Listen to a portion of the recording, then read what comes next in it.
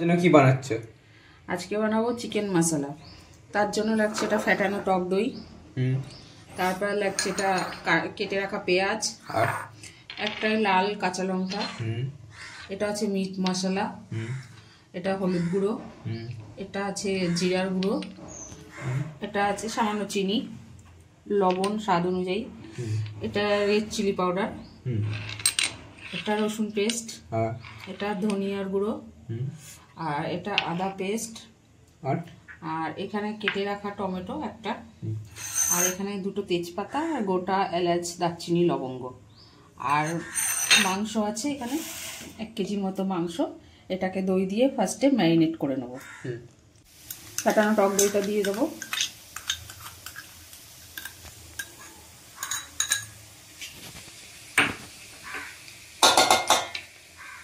তারপর কিছুটা রসুন পেস্ট, কিছুটা আদা পেস্ট,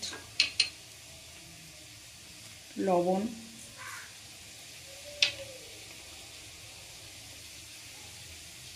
লঙ্কার গুঁড়ো, যা যা মশলা আছে সবই অল্প অল্প করে সামান্য দিয়ে দেবো ম্যারিনেটটা করার সময়।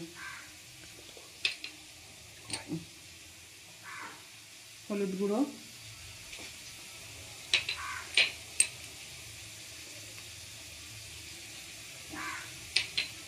জিরের গুঁড়ো, ধনের গুঁড়ো, ব্যাস ধনিয়ার গুঁড়ো হয়ে গেল। এবার ভালো করে ম্যারিনেট করে নেবো।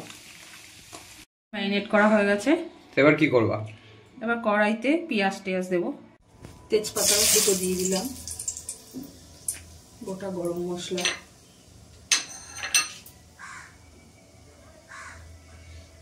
এবার কেটে রাখা পেঁয়াজগুলো দিয়ে দেবো। পেঁয়াজটা এবার লাল লাল করে ভেজে নেবো। ওকে, হয়ে গেছে লাল লাল পেঁয়াজটা। টমেটোগুলো দিয়ে দেবো, কেটে রাখা টমেটো, যেগুলো বাকি মশলাটা ছিল ওটা সব দিয়ে দিচ্ছি।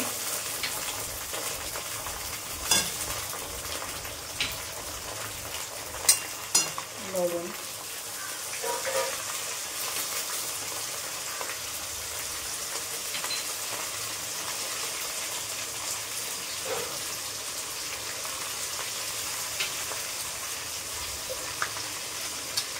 যেহেতু চিকেন মশলাটা বেশি করে পড়বে, সব মশলাগুলো বেশি বেশি করে দিতে হবে।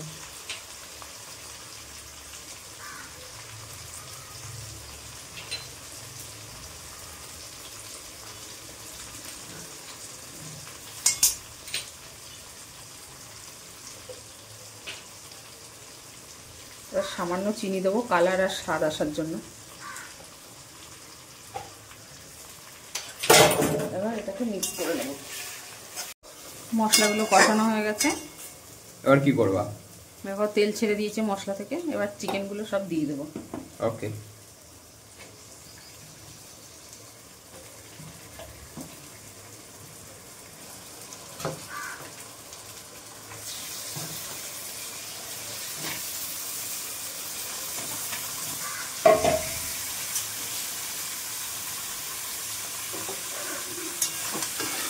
এবার এটাকে চিকেনটাকে ভালো করে কষিয়ে নেব। কষানো হয়ে গেছে, এবার জল দিয়ে দেবো। এবার জল দিয়ে কতক্ষণ রাখবো এটা? ওই 15-20 মিনিট ওকে, সিদ্ধটা হবে। তো গাইস চলো 15-20 মিনিট দেখা যাক। তো গাইস আপনারা দেখতেই পাচ্ছেন আমাদের পোলাও আর মাংস রেডি। সেখানে মাংসটা দেখতে দারুণ লাগছে, অসম জাস্ট, আর কালারটা দেখতেই পাচ্ছেন। তো আমরা ভিডিওটা এখানে এন্ড